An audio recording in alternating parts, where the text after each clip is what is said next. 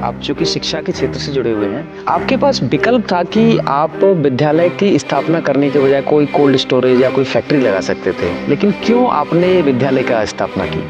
ये मुझे अपने पिताजी से ही गुण मिले हैं, जो कहते हैं ना कि पैतृक गुण कुछ होते हैं। कि मकसद ये था कि यहाँ के आम बच्चों को, बच्चियों को यहीं की यहीं शिक्षा उपलब्ध हो जाए, ये मकसद था। आप चूँकि शिक्षा से जुड़े हुए हैं, तो कहाँ प्रेरणा मिली आपको कि मुझे राजनीति जॉइन करनी चाहिए, या ऐसा कौन-सा वाक़या हुआ आपके जीवन में कि आपने राजनीति में प्रवेश किया? शुरू में मेरा राजनीति ये ज़रूर पिताजी के साथ देखी, पर राजनीति मेरा कोई मकसद नहीं था। ये हमारे रिश्तेदार हैं, राम त्रिपाठी जी, ये 97 में परिवहन मंत्री बने। तो इन्होंने मुझे कहा कि सत्येंद्र जी हमारे साथ चले आओ। मैं उनके साथ गया। रुचि कहें या राजनीति की तरफ जाने का मेरा मार्ग प्रशस्त हुआ। शिक्षा का क्षेत्र सेवा का एक छोटा सा, ऐसे मान लीजिएगा कि एक टंकी है जैसे, और राजनीति में अगर आप जाते हैं, ईमानदारी से जाते हैं, तो एक समुद्र की तरह एक बृहद क्षेत्र आपके लिए खुलता है और आप बेशुमार आपके पास रास्ते आपके जीवन में आते हैं, जो कि आप अगर ईमानदारी से लोगों की सेवा करना चाहते हैं, क्षेत्रीय सेवा करना चाहते हैं, तो इससे ज़्यादा अच्छा कोई भी रास्ता नहीं है। यही सोच के फिर मैं राजनीति में आया। जय हिंद साथियों, सादाबाद विधानसभा अपने आप में एक बहुत ही महत्वपूर्ण है। सादाबाद का एक महत्वपूर्ण इतिहास है, इसको वीर भूमि बोलते हैं। यहाँ किसान हैं, जवान हैं, युवा हैं और बहुत सारी चीज़ें हैं। सबसे ज़रूरी चीज़ है कि सादाबाद को यहाँ के प्रमुख व्यक्ति सबसे ज़्यादा महत्वपूर्ण बनाते हैं। उन सभी में एक बड़ा नाम है सत्येंद्र शर्मा जी का, जो 2012 में यहाँ से चुनाव लड़े थे विधायकी का, और बहुत मामूली से वोटों से हार गए थे। दूसरे स्थान पर थे, बहुत मामूली से वोटों से हार गए थे। उसके बावजूद वो 2012 से लेकर आज तक लगातार लोगों के बीच में हैं, उनकी समस्याएं सुन रहे हैं, उनकी समस्याओं का समाधान करवा रहे हैं। और सबसे ज़्यादा ज़रूरी ये है कि वो शिक्षा के क्षेत्र से जुड़े हुए हैं। उनका विद्यालय है यहाँ पर, और लोगों को, यहाँ के युवाओं के लिए शिक्षा के क्षेत्र में बार बार काम कर रहे हैं, लगातार लगे हुए हैं। तो मैं स्वागत करता हूं श्री सत्येंद्र शर्मा जी का, और आपका धन्यवाद करता हूं कि आपने हमें समय दिया। वास्तविक जीवन में सत्येंद्र शर्मा जी कौन हैं और उन्होंने क्या क्या काम किया है, और एक व्यक्तिगत जीवन में वो कैसे हैं? भूपेंद्र जी धन्यवाद। पहले तो जो आप सत्येंद्र सिंह शर्मा कहते हैं, कोई दिक्कत नहीं है। जो प्यार करते हैं बहुत ज़्यादा, वो इस नाम से भी खूब लोग बुलाते हैं। और जैसा कि आपने सवाल किया है कि मैं शिक्षा के क्षेत्र से कैसे जुड़ा, सही बात यह है कि इसकी प्रेरणा मुझे अपने पिताजी से मिली। स्वर्गीय बाबूजी को, स्वर्गीय राजेंद्र नारायण शर्मा जी, जो कि पूरा क्षेत्र उन्हें बाबूजी के नाम से याद करता है, जानता है, उन्होंने बहुत प्रयास करके तसिंगा में एक इंटर कॉलेज की स्थापना में उन्होंने महत्वपूर्ण भूमिका निभाई। और उन्हीं के प्रयास से और क्षेत्र के दूसरे दानदाताओं, दूसरे उनके जो उस वक्त के सहयोगी थे, जो कि किसानी लोग थे, बड़े संपन्न भी नहीं थे, पर कुछ लोगों ने दरिया दिली दिखा के अपनी ज़मीन दान दी, कुछ लोगों ने कमरे बनवाए, कुछ लोगों ने वैसे सहयोग किया, और पिताजी का पूरा सहयोग करके इंटर कॉलेज की स्थापना की। और अब आपको ताज्जुब होगा कि बिसावर इंटर कॉलेज के बाद शायद सादाबाद में, हो सकता है कि सादाबाद इंटर कॉलेज से पुराना हो, उसके बाद तसिंगा इंटर कॉलेज ही है। और उस कॉलेज की स्थापना में पिताजी ने उसको आगे बढ़ाने में बड़ी मेहनत की, क्योंकि ऐसा कोई नहीं था कि कोई बड़े धन्ना सेठ या शहर के लोग उस कॉलेज की स्थापना के लिए दान दे रहे हैं। उन्होंने बिल्कुल यहाँ के सब लोगों ने इतनी ज़्यादा मदद करी, जो मज़दूर थे, किसान थे, उन्हीं के पैसे से कुछ उन्होंने अपना सहयोग करके एक विशाल भव्य बिल्डिंग के रूप में इस कॉलेज की संरचना की, जो कि मेरे लिए भी गर्व की बात है। और वहीं से मुझे प्रेरणा मिली कि ये क्षेत्र, अगर आपको जनता की, अपने समाज की सेवा करनी है, तो सबसे सुंदर और बृहद क्षेत्र है।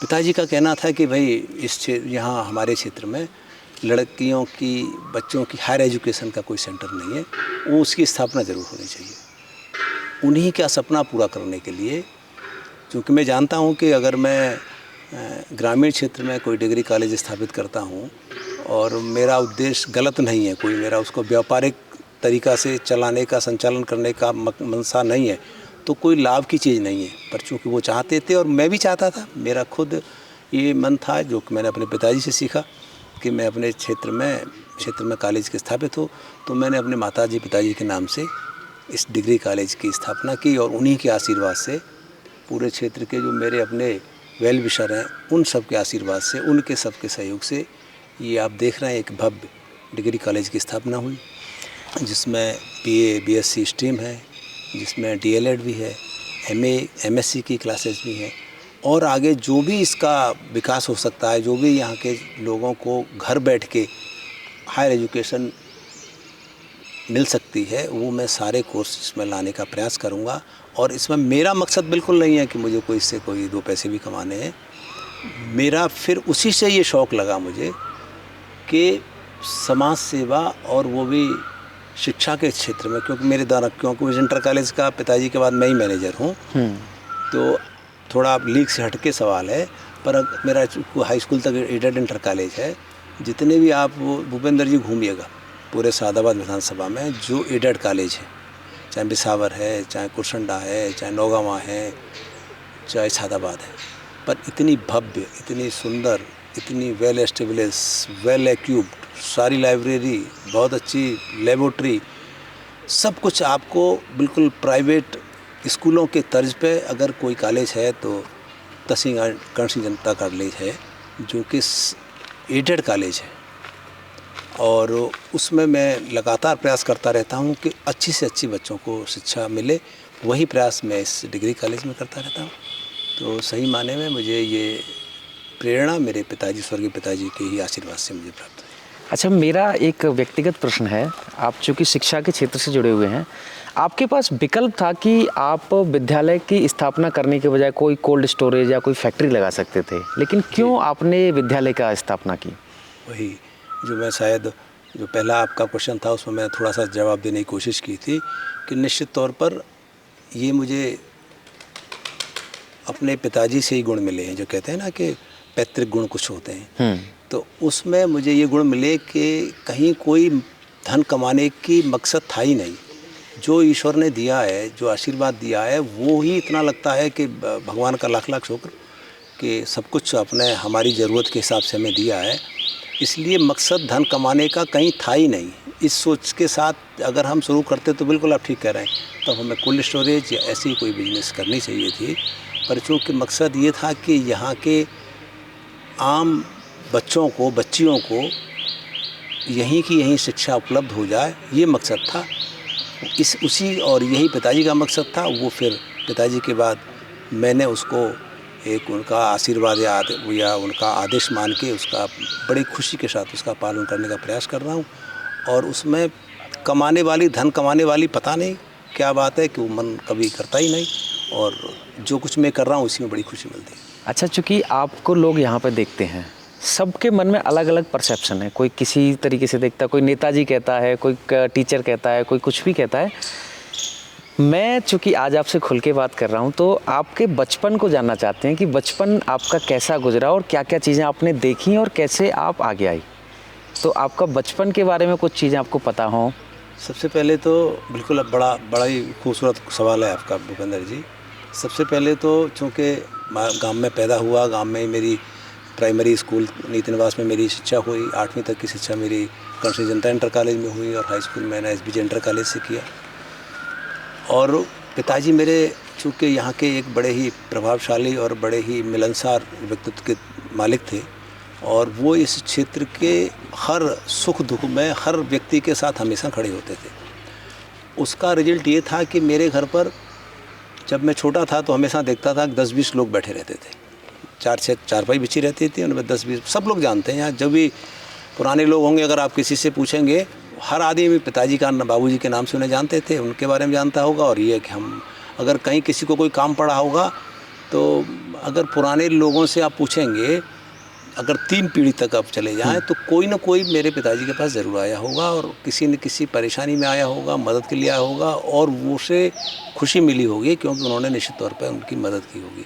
ये मैं आपको इसलिए बता रहा हूँ कि वो जो मेरे जनमानस पे, मेरे दिमाग पे छवि थी, उसमें बहुत से लोग ऐसे थे जो कि जिन्हें मैं ये समझता था कि ये मेरे रियल चाचा हैं, ये मेरे ताऊ हैं, ये मेरे बाबा हैं। क्यों?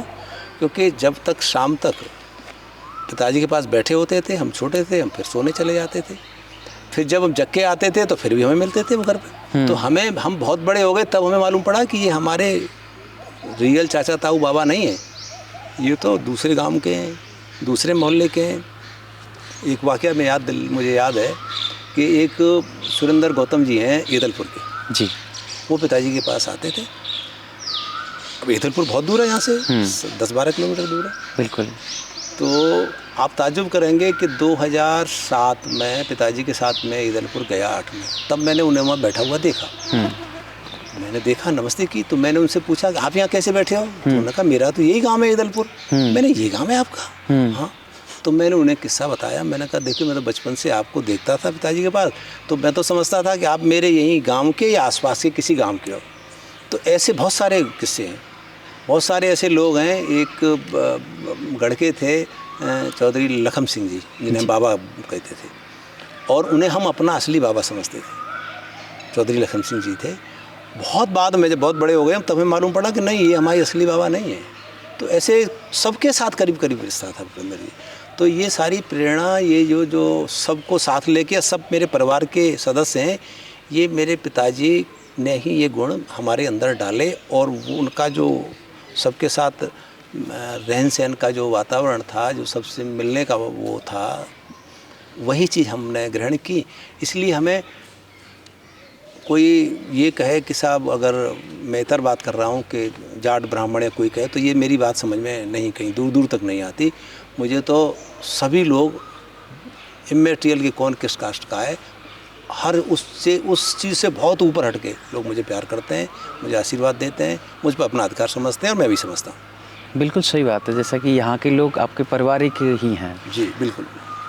आप चूँकि शिक्षा से जुड़े हुए हैं, तो कहाँ प्रेरणा मिली आपको कि मुझे राजनीति ज्वाइन करनी चाहिए, या ऐसा कौन सा वाक़या हुआ आपके जीवन में कि आपने राजनीति में प्रवेश किया? बड़ा इंटरेस्टेड क्वेश्चन है।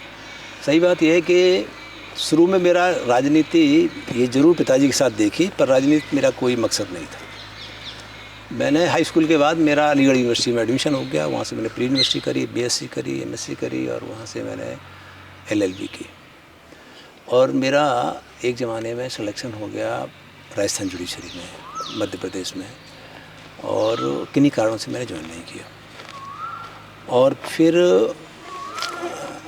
ये हमारे रिश्तेदार हैं रामवीर उपाध्याय जी, ये 97 में परिवहन मंत्री बने। तो इन्होंने मुझे कहा कि सत्येंद्र जी हमारे साथ ज़रा रहो, तो मैं उनके साथ गया। और वहीं से सही बात यह है कि राजनीति में रुचि कहें या राजनीति की तरफ जाने का मेरा मार्ग प्रशस्त हुआ। और फिर मुझे लगा कि शिक्षा का क्षेत्र, सेवा का एक छोटा सा, ऐसे मान लीजिएगा कि एक टंकी है, जैसे पानी का टैंक होता है या बाल्टी है। बिल्कुल।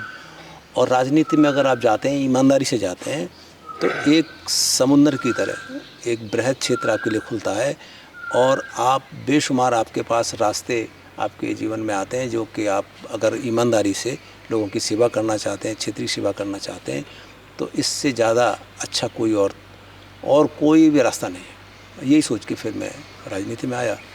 और जैसा कि आपको मालूम है, 2012 में चुनाव लड़ने का मौका मिला, तो मैं चुनाव 2012 में आपने चुनाव लड़ा था, और बहुत दमखम के साथ चुनाव लड़ा था। हम तो हालांकि उस समय छोटे थे, लेकिन सारी थोड़ी थोड़ी चीज़ें याद होती हैं। कैसा चुनाव रहा आपका 2012 का, और क्या क्या चीज़ें आपने देखी उस समय? चुनाव तो 2012 का, चूँकि हर प्रत्याशी को, चाहे वो निर्दलीय भी लड़े, तो उसे लगता है कि मैं जीत रहा हूँ। तो निश्चित तौर पर मेरा जिस तरह का चुनाव था, जिस तरह मुझे लोग सहयोग दे रहे थे, जिस तरह से जो चुनाव की प्रोसीडिंग चल रही थी, उससे तो लग रहा था कि जीत निश्चित है। पर कहीं शायद कमी रही होगी मेहनत में, तो वो थोड़े से वोट से, करीब 3,500-4 हज़ार वोट से हम चुनाव हार गए। पर एक चीज़ है, मुझे ये तसल्ली है, चुनाव में बेशक हारा, उसका अपना कष्ट है, दुख है। मुझे दुख इसलिए ज़्यादा है कि अगर मुझे मौका मिलता तो मैं दिखाता कि जनप्रतिनिधि अपने क्षेत्र का कितना विकास कर सकते हैं, सरकार से क्या क्या मदद अपने क्षेत्र के विकास के लिए सकते हैं, ये मैं ज़रूर दिखाता। एक अलग उदाहरण पेश करता। मुझे ज़रूरत नहीं थी कोई मंत्री बनने की, मैं सिर्फ अगर एमएलए होता, चूँकि मेरे पास डेजिग्नेशन होता, एक डेजिग्नेशन होता है, तो मैं सरकार से अपने क्षेत्र की विकास के लिए उस अधिकार से और ताकत से बहुत सारी स्कीम, बहुत सारे ऐसे प्रोजेक्ट ला सकता हूँ जो कि बिना किसी डेजिग्नेशन के संभव नहीं हो पाता। तो ये मुझे कष्ट रहा कि मैं अपने क्षेत्र के विकास का जो मेरा सपना था वो मैं पूरा नहीं कर पाया। और वैसे मुझे खुशी क्यों है? मुझे खुशी इसलिए है कि अगर 1952 से आप जितने विधानसभा के चुनाव हुए उन्हें देखें और शायद 1980 में या उससे पहले 1971 से शायद रहा होगा, तब से उत्तर प्रदेश में सादाबाद विधानसभा का जो रिजल्ट है उसे आप देखेंगे 2022 तक, इसमें या तो लोकदल पहले नंबर पर रहता है या दूसरे पे, या तो रनर होता है या विनर होता है, दो ही चीज़। अगर 2012 का चुनाव में निगाह डालेंगे उसके पीछे कारण है बड़ा साफ साफ, क्योंकि ये सब लोग मानते हैं कि सादाबाद विधानसभा जाट बहुल विधानसभा है, इसलिए लोकदल का ज़्यादा प्रभाव है। ये है भी, सही बात भी है। पर फिर वो जो मैंने शुरुआत में आपको बात बताई थी कि जातिवाद, ये सिर्फ मैं कहने के लिए आपसे नहीं कह रहा था, ये बिल्कुल यथार्थ में मेरे साथ लागू होता है, इसलिए मैं आपसे ये बात कह रहा था। और उसका ही उदाहरण है कि 2012 का ही चुनाव एक ऐसा चुनाव है जिसमें लोकदल तीसरे नंबर पर था। यानी कि 1952 से चुनाव शुरू हुए और जब से भी क्रांति दल, लोक दल ये अस्तित्व में आए, चौधरी चरण सिंह जी ने जब से चुनाव अलग लड़ना शुरू किया अलग पार्टी बना के, अब तक 2022 तक सभी चुनावों में लोकदल या तो रनर था या विनर था। बिल्कुल। सिर्फ 2012 में जब मैं चुनाव लड़ा तब लोकदल तीसरे नंबर पे था। उसका कारण जो है वो सिर्फ यही था कि मैं और सब मुझे जो प्यार करते हैं, न तो मुझे कोई जातवाद के चश्मे में देखता है और न मैं देखता हूँ, इसलिए मुझे उस लीग से, उससे बहुत ऊपर उठ के सबने आशीर्वाद दिया, सबने प्यार दिया। और सही बात ये भूपेंद्र जी कि वो प्यार इतना ज़्यादा दिया, अब भी इतना प्यार करते हैं कि भले ही मैं उसके बाद चुनाव लड़ भी नहीं पाया, ऐसी परिस्थिति रही कि मैं नहीं लड़ा। चूँकि भाई साहब मंत्री जी यहाँ से चुनाव लड़ना चाहते तो मैंने शहर विड्रॉ कर दिया, मैंने आप लड़िएगा। अगर वो होते तो शायद मैं फिर भी कहता कि आप वही चुनाव लड़ें, पर वो नहीं है दुर्भाग्य से। इसलिए मैं ये चाहता हूँ कि इस ऋण को मैं ज़रूर उतारूँ जो सबका मेरे ऊपर चढ़ा हुआ। मेरा पर्सनल कोई इंटरेस्ट, मतलब मुझे पर्सनल स्वार्थ नहीं है कि किससे कोई मैं बड़ा आदमी हो जाऊँगा या मेरा ये काम हो जाएगा। मेरा पर्सनली कहो या सबका कहो यही है कि मेरे सादाबाद विधानसभा में ऐसे सारे काम हो जाएं जिससे कि जनमानस का जीवन का स्तर ऊंचा हो, उसे रोज़गार मिले, उसकी परेशानियां कम हों और प्रसन्न रहे। आप 2012 में चुनाव लड़ा था जी, और आज 2026 है जी, एक लंबा समय हो गया जी। चुनाव हार गए थे किन्हीं परिस्थितियों की वजह से, बहुत मामूली वोट से। लेकिन ऐसा क्या मोटिवेशन है इस सबके पीछे कि आप उस दिन से लेके आज तक लोगों के बीच में जाते हैं, उनकी समस्याएं सुनते हैं और जो संभव हो पाता है वो आप सारे काम करवाते हैं और लोगों से जुड़े हुए हैं? जी जी, आपके सब सवाल, सारे ही सवाल काटे हैं और सारे ही सवाल बहुत खूबसूरत हैं, बड़ी गंभीरता से भरे हुए हैं। इसके लिए मैं आपका धन्यवाद देता हूँ। इसका भी सिंपल सा जवाब यही है कि मेरे सभी लोगों से, घर, परिवार, जाति, इन सबसे ऊपर उठ के मेरे संबंध हो गए। मेरे सबसे पारिवारिक संबंध हो गए। वो मुझे अपने परिवार का संबंध समझते हैं मेम्बर, और मैं उन्हें अपने परिवार का मेम्बर समझता हूँ। अब बताइए भूपेंद्र जी, अगर मेरे परिवार के कोई आदमी मुझे बुला रहा है, उस पर अच्छा या बुरा वक्त है या मेरे पास है, तो क्यों एक दूसरे के पास नहीं जाएंगे? बस वही मोटिवेशन मुझे लगातार लोगों के बीच में ले जाता है और मेरा इसके अलावा कोई स्वार्थ नहीं। क्योंकि बीच में तो चलो मैं आज सोच सकता हूँ कि अगर मुझे मौका लगे तो मैं चुनाव लड़ूँ, बीच में तो कहीं कोई बात थी नहीं। इसके बाद भी मेरी इस प्रक्रिया में कहीं कोई अनवरत कोई कमी नहीं थी। लोग मुझसे किसी भी काम के लिए कहते हैं, जो मेरे बस की बात है, जिससे भी कहना है, मैं पूरा प्रयास करता हूँ। और ईश्वर की कृपा है कि ज़्यादातर लोगों का मैं आशीर्वाद मुझे मिल जाता है। ज़्यादातर लोगों की परेशानियाँ सॉल्व हो ही जाती हैं। थोड़ी बहुत जो बहुत ज़्यादा ही ऐसी चीज़ें जो कि कानून के दायरे में नहीं आती या ऐसी स्थिति में है कि संभव नहीं हो पाता, तो दूसरी बात है। अब चूँकि बात चुनाव की चल रही है, तो अब ये भी बता दीजिए, यदि आगे मौका मिलता है या पार्टी आपको मौका देती है तो क्या आप सादाबाद से चुनाव लड़ेंगे? पार्टी का, अगर मैं भारतीय जनता पार्टी से जुड़ा हूँ, जब पार्टी मुझे मौका देगी तो निश्चित तौर पर, अगर आशीर्वाद देगी तो मैं ज़रूर लड़ूंगा। और फिर जिसे भी पार्टी कहेगी उसकी मदद करूँगा। वो तो वक्त की बात है। जो बिल्कुल एक पार्टी का एक अदना सा कार्य करता हूँ, उसके निर्देश का मुझे पालन करना चाहिए और जो पार्टी कहे वो मुझे उसका पूरे मन से, पूरे ताकत से उसमें लग जाना चाहिए। तो अब यदि पार्टी आपको मौका देती है तो आप चुनाव लड़ेंगे, तो यहाँ पर बात ये आती है कि सादाबाद को लेकर के आपका क्या विज़न है? सादाबाद के लिए आपने क्या सपने देखे हैं कि यहाँ पे हम क्या काम कर सकते हैं? भूपेंद्र जी, सादाबाद में एक तो वैसे तो ईश्वर की कृपा से सादाबाद एक संपन्न विधानसभा है, संपन्न लोग हैं यहाँ के, क्योंकि मेहनत कश बहुत है और मेहनत यहाँ 2-3 फील्ड में बहुत ज़्यादा होती है। एक तो अगर सादाबाद ब्लॉक के इस बिसावर एरिया में अगर आप ध्यान दें तो इस पूरे इलाके में बिसावर, तसिंगा, ये कई पंचायतें, गढ़मुराब, जटोई और नौगामा भी उसमें आप शामिल कर सकते हैं, मई भी शामिल कर सकते हैं। इस इलाके में बहुत बड़ा काम घुंघरू का और पाइजेब का होता है, बहुत ज़्यादा होता है और ये इसमें चांदी का काम होता है, गिलेट का काम होता है। तो मैं ये सोचता हूँ, मेरा हमेशा ही सपना रहा है, जब मैं चुनाव लड़ रहा था उस वक्त भी मैं सोचता था कि कुछ सरकार से इस तरह की स्कीम, इस तरह की इंडस्ट्री, इस तरह का प्रोत्साहन, क्योंकि यहाँ इस फील्ड में, इस क्षेत्र के मज़दूर, महिलाएं, बच्चे जो कि वैसे तो लेबर एक्ट के तहत एक पर्टिकुलर एज तक वो नहीं काम कर सकते, सिर्फ पर अपने घर में मदद करते हैं अपने माँ बाप की, और किसान भी और नौजवान भी, सारे लोग इस फील्ड से जुड़े हुए हैं और बिजनेसमैन भी, सारे लोग जुड़े हुए हैं। तो निश्चित तौर पर अगर उन्हें यहाँ इस तरह का माहौल मिले, माहौल कैसा कि उस क्षेत्र में और अच्छी मशीनरी मिले जिससे कि वो और उन्नत किस्म के अपने ऑर्नामेंट बना सकें, उन्हें मार्केट मिले, पूरे हिंदुस्तान में अपना भेज सकें, मार्केट ढूंढ सकें और कहीं दुनिया में है तो वो मिल सकें, और ये बिना सरकार के सहयोग के नहीं हो पाते। बिल्कुल। और निश्चित तौर पर अगर आप सरकार में उस हैसियत में हैं कि आप वहाँ के स्मॉल स्केल इंडस्ट्रीज़ डिपार्टमेंट से या एक्सपोर्ट डिपार्टमेंट से आप बात कर सकते हैं, या कॉमर्शियल विंग है जो सरकार की, उनसे बात करें। और इस बात के लिए उन्हें मना है कि वो नई जो मशीनरी है जो इस उद्योग को और आगे बढ़ाने के लिए जो भी सुविधा उपलब्ध करा सकती है वो, और इसमें जो लोग लगे रहते हैं उनके स्वास्थ्य में दिक्कत रहती है, क्योंकि एक जगह बैठ के काम करते हैं तो उनका स्वास्थ्य भी ठीक रहे, तो उसके लिए उन्हें कौन सी वो सावधानी बरतनी है, वो चीज़ें, और क्या बाहर भी एक्सपोर्ट हो सकता है। तो एक तो वो मेरा रहता है, और मैं निश्चित तौर पर इस उद्योग को बहुत ऊंचे स्तर तक ले जाने का मेरा सपना था कि ले जाता उसे, लोगों के लिए उसे आगे बढ़ाने का प्रयास करते, जिससे लोग, और सही बात ये थी कि उसमें सारे लोगों का ही डेवलपमेंट होता, तो पूरे क्षेत्र का डेवलपमेंट होता, उसमें मुझे भी खुशी मिलती, मेरे अपने परिवार के लोग हैं। और ये मेरे क्षेत्र में आलू बहुत होता है, बिल्कुल, पूरे सादाबाद ब्लॉक में, सैपू ब्लॉक में और मुरसान ब्लॉक सब में होता है आलू।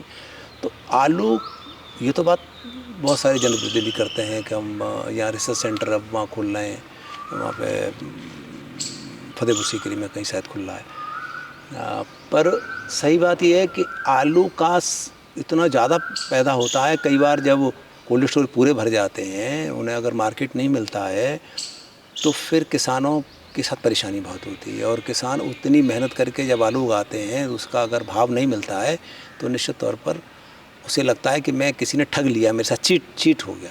बिल्कुल।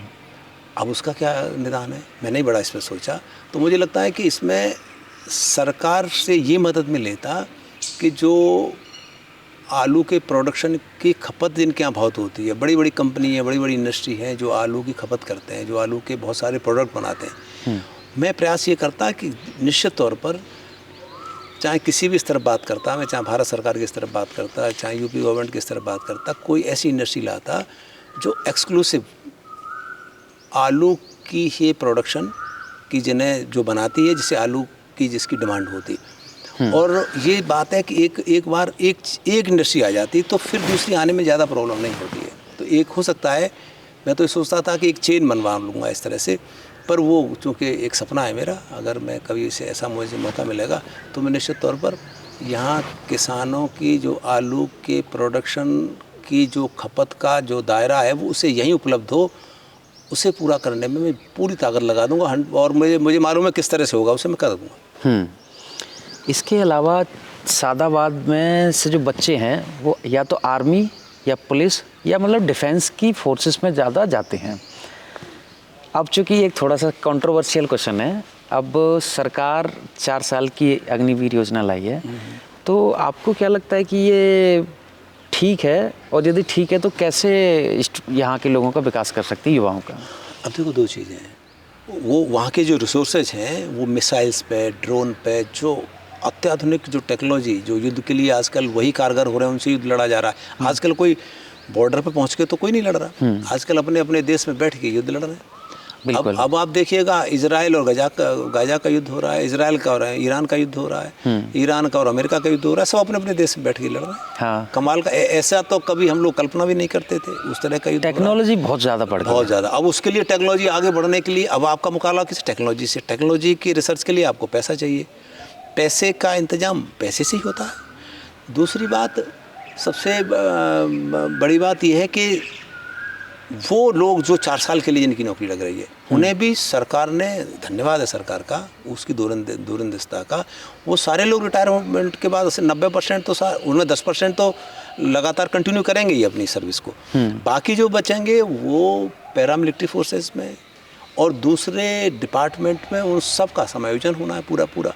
तो एक तरह से कोई भी नौकरी से बाहर नहीं होगा। उनकी नौकरी, जैसे कि 15 या 16 साल की पहली फौज की नौकरी होती थी, उससे ज़्यादा और नौकरी चलेगी। इसलिए ये तो एक भ्रम की बात थी कि उनका क्या होगा, बेरोजगार कहाँ होंगे, वो तो और अच्छे उनका सेटलमेंट होगा। वो से उन्हें जो प्रोविंशियल आर्म फोर्स है उसमें जाएंगे, सेंट्रल आर्म फोर्स है उसमें जाएंगे, सिविल पुलिस है प्रोविंशियल उनमें जाएंगे, और सबका करीब जैसा कि स्कीम लगातार आ रही, सरकार ये रिजर्वेशन दे रही है, क्योंकि सरकार को भी इतने वेल ट्रेंड नौजवान मिलेंगे, उनका पूरा उपयोग करेंगे, तो सारे के सारे एब्जॉर्ब करने की बात कर दी है, तो वो चीज़ भी ख़त्म हो गई।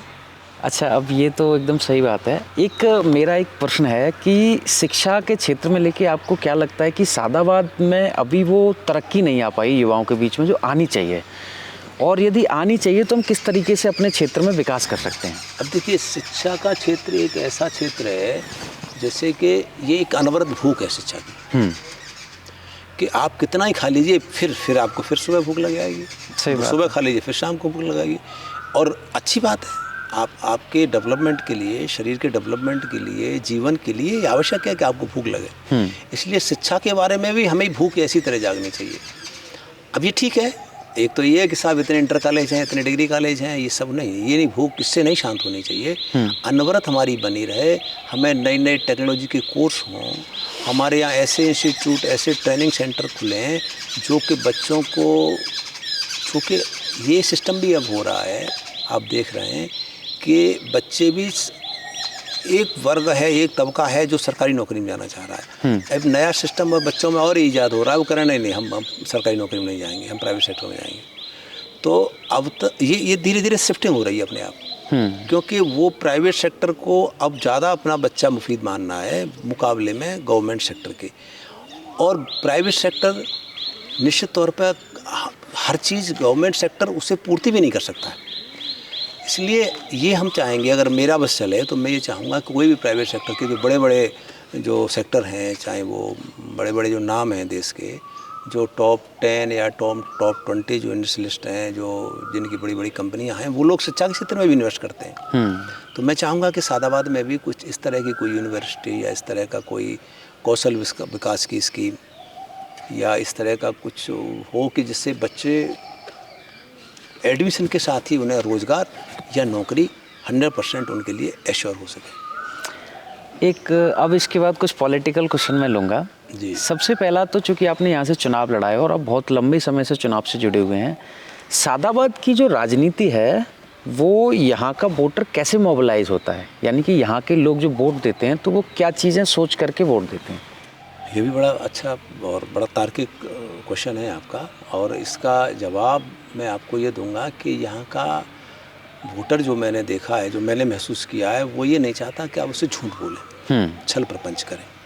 इसका उसमें बड़ा अच्छा असर पड़ता है। और जो पहला आप जो सवाल कह रहे थे, आप लगातार घूम रहे हैं, उसका मैंने आपको जवाब दिया था कि मेरे पारिवारिक संबंध है। सही बात ये भूपेंद्र जी, उसके पीछे मुझसे जब से मैंने राजनीति शुरू करी है, लोगों के बीच में जाना शुरू करा है, मेरी एक आदत है कि मैं उससे वही कहना चाहता हूँ जो मैं कर सकूँ या जो संभव है, झूठ नहीं बोलना चाहता।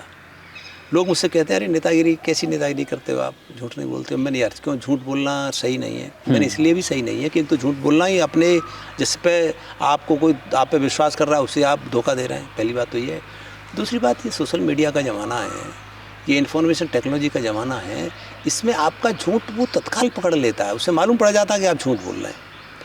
इसलिए आदमी को सच बोलना चाहिए। और मुझे जो सारा क्षेत्र या जो मेरे लोग मुझे प्यार करते हैं, जो अब लगातार जो कह रहे हैं आप क्यों मैं घूमता हूँ तो उनके पीछे मैं जाता हूँ, वो इसीलिए मुझे प्यार करते हैं कि मैं कभी झूठ नहीं बोलता। और ये मेरे सादाबाद के लोगों को सबसे अच्छा लगता है। सादाबाद के लोग आपको बहुत प्यार करेंगे अगर आप झूठ नहीं बोलेंगे तो। और झूठ बोलेंगे तो वो आपको हो सकता है एक आध बार आप झूठ बोल रहे हैं, एक आध महीने आप झूठ बोल रहे हैं, पर वो अल्टीमेटली उन्हें मालूम पड़ जाएगा झूठ बोल रहे हैं तो आपसे दूर हो जाएंगे। वो ये नहीं लड़ेंगे आपसे, पर आपसे दूर हो जाएंगे, आप विश्वास नहीं करेंगे।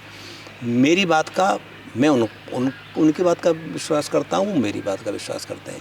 इसमें कहीं कोई शक की गुंजाइश नहीं है कि इसके पीछे सिर्फ यही सिद्धांत है कि आप झूठ की राजनीति न करें, सत्य बोलें, लोग आपसे प्यार करेंगे। और ये सादाबाद के लोगों का विशेष गुण है। बिल्कुल, ये तो आपने बिल्कुल सही बात कही और ये आपके व्यक्तित्व से झलकता भी है, लोग भी आपके बारे में बोलते हैं। और चूँकि कुछ नेताओं का गुण होता है झूठ बोलने का, लेकिन वो आपके अंदर ऐसा नहीं है। इसके अलावा क्या कुछ प्रमुख मुद्दे रहते हैं यहाँ के वोटर्स के, सादाबाद के वोटर्स के? मुद्दे तो यहाँ फिर वही बात आती है भूपेंद्र जी, ये भी बड़ा जटिल क्वेश्चन है आपका, क्या मुद्दे रहते हैं। मेरा क्षेत्र भगवान की कृपा से संपन्न है, सब लोग व्यस्त हैं अपने अपने कामों में, क्रिमिनल नहीं है। अपवाद अलग बात है, अपराध कहीं भी होता है। क्रिमिनल मेंटलिटी नहीं है, कामचोर नहीं है, जो भी काम करते हैं खूब मन से करते हैं। ईश्वर की कृपा से, आशीर्वाद से सब लोग अपना जीवन यापन, अच्छा जीवन यापन कर रहे हैं। सरकार की, इस सरकार का मैं धन्यवाद दूंगा, मोदी सरकार का, योगी जी सरकार का, कि कानून व्यवस्था की स्थिति बहुत अच्छी है। अगर कहीं कोई क्राइम होता है तो तत्काल उसका रिएक्शन होता है और जो अपराधी है वो पकड़ा जाता है, उसे दंड मिलता है, उसे किएगा। चीटिंग नहीं होती, अधिकारी भी डरते हैं। नई टेक्नोलॉजी का समावेश हुआ है, उससे लोग, जैसे पहले लोगों को जो पब्लिक का दुरुपयोग करते थे, पब्लिक से रिश्वतखोरी करते थे, उसमें भी लीकेज में कमी आई है। पूरी तरह नहीं ख़त्म हुआ है पर उसमें भी कमी आई है। और सबसे बड़ी बात कि सरकार की ईमानदारी पर लोगों का अगाध विश्वास है ना। इसलिए अब इस क्षेत्र का कैसे, जो आपका सवाल है, इतने सब बात होते हुए अब इस क्षेत्र का कैसे विकास हो, ये तो जो राजनेता हैं, जो समाज सेवी हैं, उन्हें दिमाग लगाना पड़ेगा और उन्हें कोशिश करनी होगी कि क्या और हम अपने क्षेत्र का अच्छा कर सकते हैं। अब हम ये उम्मीद करें कि हमारे पीछे लोग घूमें तब हम सोचें, तो ये आपको सोचना है। जैसे उदाहरण के लिए, जैसे कि जो मेरे रिश्तेदार जिला पंचायत अध्यक्ष रहे 2-3 टेन्योर, तो मुझे जहाँ जहाँ वैसी लगी सड़कें कि ये ख़राब है, जैसे आप ये देख रहे हैं इस कॉलेज की, ये बड़ा छोटा सा दगड़ा था, इसको मुझे लगा कि ये एक बाईपास हो जाएगी। जो सड़क मई और से नयाबाग जाती है, ये भी आप ताज्जुब करेंगे कि मेरे पिताजी ने 2-2 किलोमीटर करके उसको, जब कच्ची सड़क बनी थी, जब मेरे पिताजी के प्रयास से ये 3 स्टेप में सन 77-78 से उन्होंने प्रयास किया और नयाबाग से मई तक 2-2 किलोमीटर के स्लैब में बनवाई। फिर बाद में समय के साथ वो पक्की हुई, फिर डाबर हुई, फिर PWD में चली गई।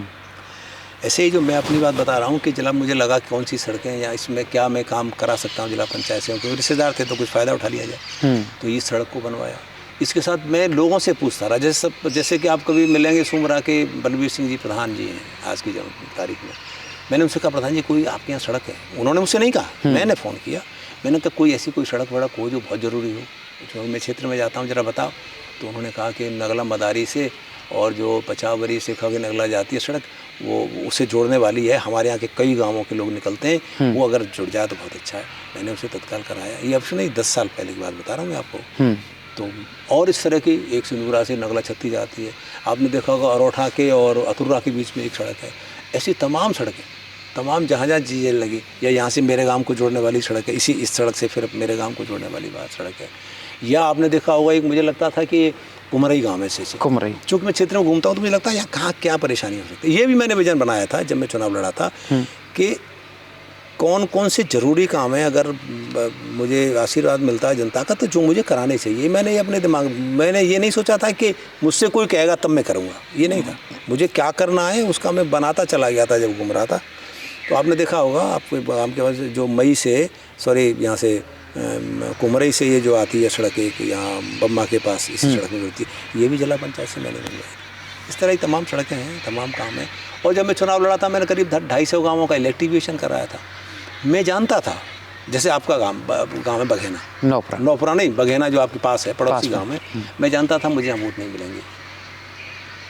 मुझे मालूम, एक जंगला गाँव है, मुझे मालूम था वोट नहीं मिलेंगे। पर मैंने उनको बुलाया या मेरे पास आए तो मैंने कहा कि अब चूँकि मैं आपका ये काम करा सकता हूँ तो आप करा लो। सही बात है। वोट आप जहाँ दो वहाँ दे देना, कम से कम ये काम अब हो जाएगा। मेरी सरकार सुन रही है, अब ये काम हो सकता है। तो मैंने बिना भेदभाव के, बिना, और आप नगला छत्ती जाइएगा आप, वहाँ एक बड़ा 400 kV का ट्रांसफार्मर रखा हुआ है, एक उदाहरण दे रहा हूँ। वो था सादाबाद टाउन के लिए, और उस गांव में 6 महीने से लाइट नहीं थी। बहन बेटियां परेशान थीं लाइट न होने से। मेरे पास आए थे करीब 200-250 आदमी। मैंने उनके सबके कहने से मैंने कहा मैं आपके यहाँ 400 kV का गांव में कहीं नहीं रखा जाता, इतिहास में कहीं होगा नहीं जो गांव में कहीं किसी के पास इतना बड़ा ट्रांसफार्मर रखा। वो आज भी आप समझिएगा, मैं चुनाव 2012 में लड़ा था और वो मैंने 9 या 10 में रखवाया था, 10-11 में। वो आज तक ट्रांसफार्मर चल रहा है, इतना बड़ा ट्रांसफार्मर है, पूरे गाँव का लोड वो सहन करता है। तो मैंने वो भी रखवाया। ऐसे करीब 200-250 गाँव है जो मैंने सादाबाद विधानसभा में जिनका इलेक्ट्रिफिकेशन कराया, जिनकी कि मैंने जैसे कि ये सब स्टेशन है, मई का है, बिसावर का है, इनकी डबल कैपेसिटी कराई, उससे पूरे आम जनता को फ़ायदा मिला। मुझे बड़ी तसल्ली होती थी, चलो लोगों को फ़ायदा मिल रहा है। मुझे बड़ा अच्छा लगता है किसी को, अब भूपेंद्र जी आप मेरे कुछ करने से आपको खुशी मिले तो सच मानिए, इसलिए नहीं कि आपसे मेरी बात हो रही है, तो मुझे अंदर से आंतरिक शांति मिलती है, अच्छा लगता है कि चलिए मेरी वजह से अच्छा लगा। अगर आपको कुछ कष्ट लगे, परेशानी हो, तो मुझे ख़राब लगता है, मैं सोचता रहता हूँ यार मेरी वजह से परेशानी हो गई। मतलब ये चीज़ तो है कि यदि आपको मौका मिला है कभी तो आपने खूब भरपूर काम करवाया। अब भी मुझे कहीं मौका मिलता है तो मैं प्रयास करता हूँ। अब चूँकि मेरी एक सीमा है, लिमिट है, मैं नहीं कर सकता हूँ। प्रोटोकॉल की बात है, मैं अगर किसी से कुछ, वो हर आदमी तो मुझे जानता नहीं है, सरकारी अधिकारी रोज़ बदल जाते हैं, तो ये भी क्वेश्चन वो करते हैं, वो सोचते होंगे कि मैं क्यों इंटरेस्ट ले रहा हूँ, क्या है ये प्रैक्टिकल प्रॉब्लम है, जैसे आप कहाँ ले जा सकते हैं। बिल्कुल सही बात है। तो आपने क्षेत्र में इलेक्ट्रिकल का भी काम, मतलब बिजली का विभाग से जो हो सकता था वो भी करवाया। अच्छा, एक चूँकि बात करते करते मुझे एक चीज़ याद आ गई, आप जिला पंचायत अध्यक्ष वर्तमान में आपके रिश्तेदार हैं, तो आप उनसे कुछ भी कहेंगे तो मना तो नहीं करेंगे? और उनके हाथ कराता रहता हूँ मैं, हाँ लगातार कराता रहता हूँ, लगातार मुझसे लोग कहते रहते हैं, जो हो सकता है, जो नियम कायदा के दायरे में आता है वो मैं करवाता रहता हूँ। बिल्कुल। अभी आपको कुछ यहाँ अपने क्षेत्र में, मई वाले क्षेत्र में कुछ दिखता हो तो आप क्या चीज़ें और देख सकते हैं कि आप करवा सकते हैं? अभी जैसे कि अब ये ताजपुर, ये आपने देखा होगा शमशान घाट ये बना है, ये भी इस बाउंड्री है, अभी जब इधर से आ गया ये बाउंड्री अभी करवाई है। एक ताजपुर से दूसरे वहाँ भी एक सड़क जा रही है। जो भी लोग मुझे बताते हैं कि यहाँ इसमें ये कई नरे गाँव हैं जिनमें बड़ी बड़ी नालियाँ बनवाई। एक्चुअली जो एक हर चीज़ एक नियम कायदा पे चलती है। अब चूँकि सबका वो जियो टैग हो गया है, पहले तो आप किसी काम के लिए पैसा किसी में लगा दीजिए, अब वो नहीं हो पाता। गूगल एक्चुअल फ़ोटो मांगता है। बिल्कुल। और जिला पंचायत और ग्राम पंचायत और ब्लॉक प्रमुख, इन सब के वो हैं क्लासिफिकेशन है, आप ये काम करा सकते हैं, आप ये करा सकते हैं, ये करा सकते हैं। तो ये भी बहुत बार होता है कि मैं चाहता हूँ ये काम भी हो जाए, तो वो उस दायरे में नहीं आता, इसलिए रह जाए, अलग बात है। बिल्कुल। और कई बार बजट नहीं होता, या कई बार ये है कि वो अगले बार शिफ्ट हो गया, मतलब कोई टेक्निकल प्रॉब्लम आ गई अलग है, नहीं तो वो करीब करीब हो जाता। वैसे तो ये सरकार ज़बरदस्त डेवलपमेंट करा ही रही है। और आप देख रहे हैं कि पूरे प्रदेश में इतने एक्सप्रेस वे बन रहे हैं कि पूरे देश के 60% एक्सप्रेस वे सिर्फ उत्तर प्रदेश में ही है। बिल्कुल। तो एक्सप्रेस भी एक हमारी बगल से भी जा रहा है, यहाँ से, हाँ, यमुना एक्सप्रेस वे से और अलीगढ़ तक, अलीगढ़ एक्सप्रेस, ये greenfield express way, Agra Aligarh express way, इस पर काम भी चल रहा है। अभी मैं सादाबाद की तरफ से आ रहा हूँ, वहाँ सड़क का वहाँ काम भी शुरू हो गया। अब एक्सप्रेस भी बन जाएगा, हमारी उतरने चढ़ने की हो गई। अब इससे हमें क्या फ़ायदा हो सकता है? अब ये मेरे दिमाग में सवाल वहीं से आ रहा था, मैंने इससे हमें क्या फ़ायदा हो सकता है? तो मैं यही सोच रहा था कि चूँकि जितने भी सरकार कॉरिडोर अब डेवलप कर रही है डिफरेंट फील्ड में, different field in that sense कि defence field, industrial field, sport का, या इंटरटेनमेंट का, या हाउसिंग सेक्टर, जो भी जितने भी सेक्टर होते हैं उन्हें करेगी डिफरेंट। तो मेरे क्षेत्र के लिए कौन सा ठीक रहेगा, क्या ठीक रहेगा? अगर मुझे ऐसा मौका मिलता है, मैं सरकार के उस हिस्से में होता, तो निश्चित तौर पर मैं अपने इस एक्सप्रेस वे के आसपास मेरे क्षेत्र, चूँकि उससे मेरे क्षेत्र के लोगों को फ़ायदा होगा, विकास होगा, मेरे क्षेत्र के लोगों को काम मिलेगा, उसे पैसा मिलेगा, तो वो भी मैं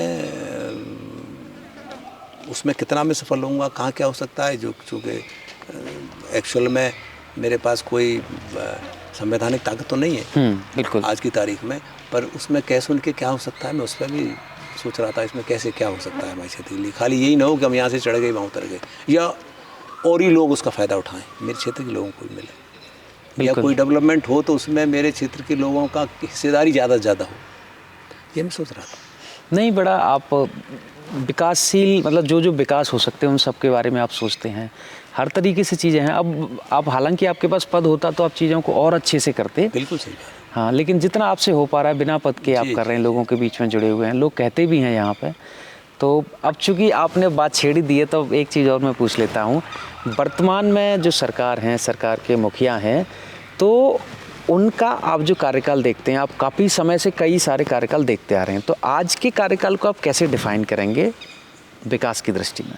देखो, हमारा सौभाग्य है, बिल्कुल ईमानदारी से कह रहा हूँ, कि हमारे प्रदेश के जो मुखिया है और देश के मुखिया दोनों साधु लोग हैं, और सोने में सुहागा ये है कि ईमानदार हैं, और इतने ज़्यादा ईमानदार हैं कि शायद पॉलिटिक्स के क्षेत्र में अगर हम ढूंढेंगे तो कोई एक आध नाम और मिलेगा। मैं ये नहीं कह रहा ख़त्म हो गए, पर कम नाम मिलेंगे।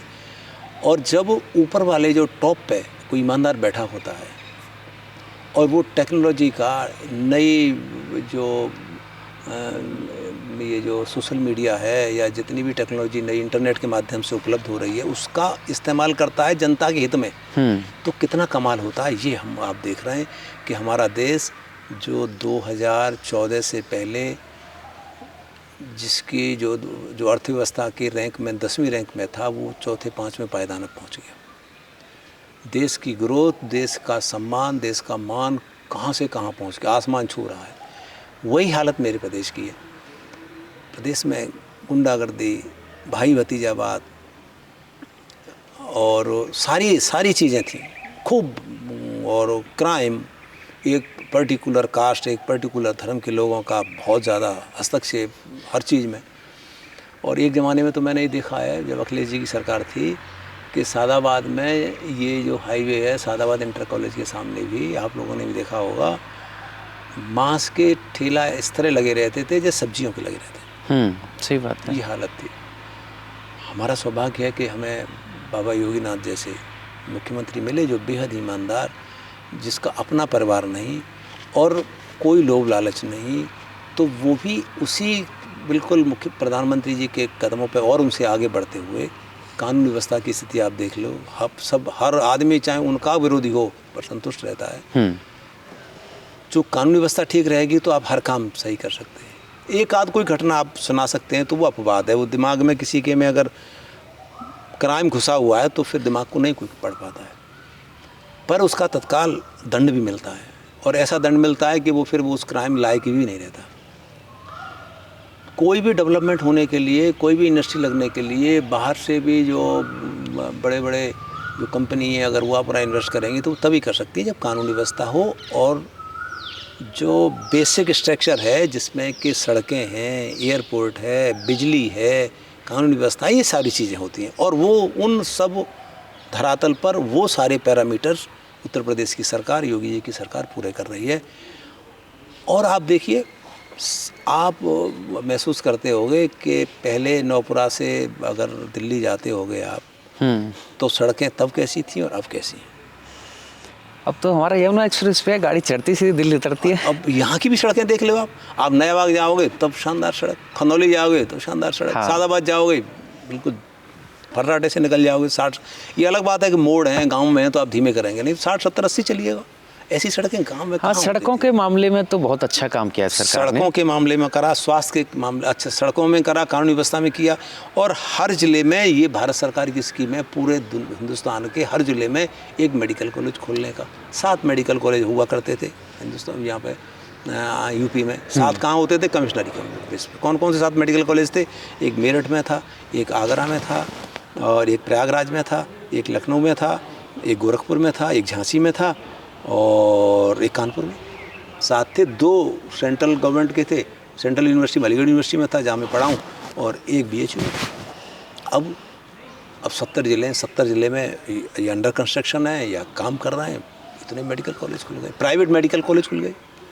ये स्वास्थ्य के मामले में हो गया, स्वास्थ्य हो गया, और बेसिक स्ट्रक्चर हो गया, और लॉ एंड ऑर्डर हो गया। मतलब काम तो हुआ है हर फील्ड में जितना हो सकता। हमारे देश की आबादी बहुत ज़्यादा, एक चीज़ है बस जो कमी है देश में, वो ये मैं कहता हूँ वो कमी है, देश की पॉपुलेशन कंट्रोल नहीं हो रही उसका और इसलिए हमें कितना भी डेवलपमेंट हो जाए वो दिखता नहीं है। यह अच्छी बात है, हमारी हवस और बढ़ गई है और हो, ये अच्छी बात है आगे बढ़ने की। हम नहीं संतुष्ट हो रहे हैं, ये भी एक बढ़िया बात है। अगर हम संतुष्ट नहीं होते हैं तो और आगे डेवलपमेंट हो सकता है, और आगे चीज़ें अच्छी करेंगे। आप पश्चिमी उत्तर प्रदेश से आते हैं। जी। पश्चिमी उत्तर प्रदेश का एक बहुत बड़ा दुर्भाग्य है कि हमारा जो हाई कोर्ट है वो इलाहाबाद में है। हमारे लोगों को बहुत सारी दिक्कतें आती हैं, कोई केस भी जाता है, चूँकि डॉक्टर से और वकील से कोई बच नहीं सकता, कभी न कभी जीवन में सामना हो ही जाता है, तो इलाहाबाद तक भागना पड़ता है। तो आपको नहीं लगता कि एक जैसे लखनऊ में बेंच बना दी गई, ऐसी एक बेंच हमारी पश्चिमी उत्तर प्रदेश में भी आया, जिससे कि हमारे लोगों का किसी न किसी तरीके से भला हो? बिल्कुल बिल्कुल लगता है। ये पॉलिटिकल मैटर है, इसलिए सरकारें डिसीजन नहीं ले पाती, पर इसमें डेयरिंग होके, सही बात है, डेयरिंग होके, बल्कि आप सर्किट बेंच बना दीजिए, एक आगरा में बना दो, एक मेरठ में बना दो, कौन सी परेशानी है? लोगों को बहुत फ़ायदा मिलेगा, बनानी चाहिए, बिल्कुल 100% बनानी चाहिए। मैं चूँकि इस स्थिति में होता, मैं इसलिए नहीं कह रहा हूँ कि मैं नहीं हूँ, होता तो मैं पूरी ताकत लगाता। और मैं तो दोनों जगह की बात कर रहा हूँ, मेरठ में भी एक सर्किट बेंच दे दो और एक यहाँ दे दो। जब हम छोटे छोटे स्टेट बना सकते हैं, दूसरी चीज़ दे सकते हैं, तो हाई कोर्ट 2 बनाने में, 2 बेंच बनाने में क्या दिक्कत है? देखिएगा मध्य प्रदेश में, देखिए राजस्थान में, देखिए 3-3 बेंच है। अरे उत्तराखंड हमसे अलग हो गया, वहाँ 2 बेंच है, एक नैनीताल में, एक देहरादून में। छोटा सा स्टेट है, हमारे दुर्भाग्य है कि हमारे यहाँ नहीं है। ये पॉलिटिकली डिसीजन है, ले लेने चाहिए, पता नहीं क्यों नहीं लेते। अब आप भी लॉ से जुड़े हुए हैं, मैं भी लॉ से जुड़ा हुआ हूँ। हम देखते हैं, इलाहाबाद में मैंने खुद प्रैक्टिस करी है, यहाँ का आदमी जाता है, एक तो इतना ट्रैवल में पैसा खर्च करके जाता है, दूसरा वहाँ के वकील यहाँ के लोगों से थोड़ा सा पैसा ज़्यादा चार्ज करते हैं, चीट करते हैं। नहीं, अब यही होता है ना, ये आदमी की कमजोरी है कि उसे मौका मिल रहा है बाहर का है तो वो फिर करता है। हाँ। वैसे भी जनता को जैसे आप सर्व सुलभ कर रहे हैं, हम स्वास्थ्य की सुलभता दे रहे हैं, सड़कों की दे रहे हैं, सबके, तो हमें न्याय की भी मिल जानी चाहिए। मैं तो कह रहा हूँ हर कमिश्नरी पे एक सर्किट बेंच खोल लो, उसमें परे ऐसा कौन सी रॉकेट साइंस है कि जिसका निदान नहीं हो सकता। हर जैसे पहले एक कमिश्नरी में मेडिकल कॉलेज थे, ऐसे एक वो वहाँ बेंच खोल लो, 2-2 जज बैठ जाए। बिल्कुल बिल्कुल, बहुत सुविधा रहेगी। ये अगर ऐसा कदम सरकार उठाती है तो बहुत बड़ा लाभ होगा लोगों को। मैं अगर किसी पोजीशन में हूँ, इसका मैं कर सकता हूँ, तो मेरी तरफ से तो मैं तो हर कमिश्नरी की बात करता हूँ। मैं सिर्फ आगरा की बेंच की बात नहीं करता। आगरा ही में करूँगा तो फिर मतलब ही हो गया कि मैं आगरा के पास का रहने वाला हूँ, आगरा का हूँ। मैं कह रहा हूँ कि अलीगढ़ वाले को मिल जाए, एक मेरठ वाले को मिल जाए, सब कमिश्नरियों को मिल जाए। बिल्कुल सही बात है, लोगों के लिए कितनी सारी आसानियाँ होंगी। डिसेंट्रलाइज हम कर रहे हैं ना, जिले पे हम करते हैं, हम तहसीलों में हम छोटे सिविल कोर्ट बिठाए ना, उनसे मजिस्ट्रेट कोर्ट खोली ना, तो वहाँ से वो कंट्रोल नहीं हो जाता। अगर चलिए उसे मैनेज करने में, कंट्रोल करने में थोड़ी परेशानी आएगी, पर पूरी जनता को तो लाभ मिलेगा। थोड़ी परेशानी सही, फिर आदत में आ जाती है, सब ठीक हो जाता है। बच्चों की वही है, पॉलिटिकल सवाल है, नहीं इतनी फुर्सत मिल पाती सरकारों को सोचने की, इसलिए। और यह सोचने वाला नहीं होता, हम जैसा हो तो इस बात को कहें। हम तो कहीं नहीं 2 बेंच की, हम तो कहेंगे हर कमिश्नरी पे खोल दो ना, दिक्कत क्या है उसमें, बताओ उसमें क्या प्रॉब्लम आ रही है। बिल्कुल और बिल्कुल, जब सरकार मजबूती से या सोच लेती है तो फिर हो जाता है, बिल्कुल कोई दिक्कत नहीं। सरकार ईश्वर के बाद सबसे ताकतवर सरकार हुआ करती है। हाँ, मतलब चूंकि सरकार के हाथ में इतनी सारी चीज़ें हैं, सब कुछ है, पावर है, कोई दिक्कत नहीं। और सरकार को यदि किसी भी तरीके से अगर कोई सरकार के व्यक्ति के पास ये आवाज़ जाती है, अब तो चूंकि सरकार में किसी न किसी तरीके से हैं, सरकार को ज़रूर डिसीजन लेना चाहिए पश्चिमी उत्तर प्रदेश के लोगों की तरफ देखते हुए। हाँ, नहीं, पश्चिमी की भी सोचिए, पूर्व की, सबकी सोचिए। हाँ बिल्कुल, हम कह रहे हैं झांसी वाला भी तो परेशान होता है, बिल्कुल होता है, अभी उसे भी नहीं होना चाहिए। सब जगह खोल दीजिए, 2-2 जज सब जगह बैठा दीजिएगा। बिल्कुल सही बात है। अब एक ही जगह आप 70, 75, 80 जज क्यों बैठाते हैं? उन्हें डिसेंट्रलाइज कर दीजिएगा। सब कुछ आजकल उससे कंप्यूटर से कनेक्टिविटी है, इंटरनेट से कनेक्टिविटी है, कहीं हर चीज़ आप कंट्रोल कर सकते हैं। बिल्कुल सही बात है, एक जगह से सारी चीज़ें कंट्रोल हो सकती हैं। मेरा तो है ये विजन। हाँ, अब बड़ा क्लियर विजन है, उसमें मैं तो किसी से कोई बहस करे कि इसमें ये प्रैक्टिकल प्रॉब्लम है, उससे बहस करने को तैयार हूँ। ऐसी प्रॉब्लम नहीं है कि जिनका सॉल्यूशन ना हो सकता है छोटी मोटी प्रॉब्लम हो, तो हर चीज़ में प्रॉब्लम होती है।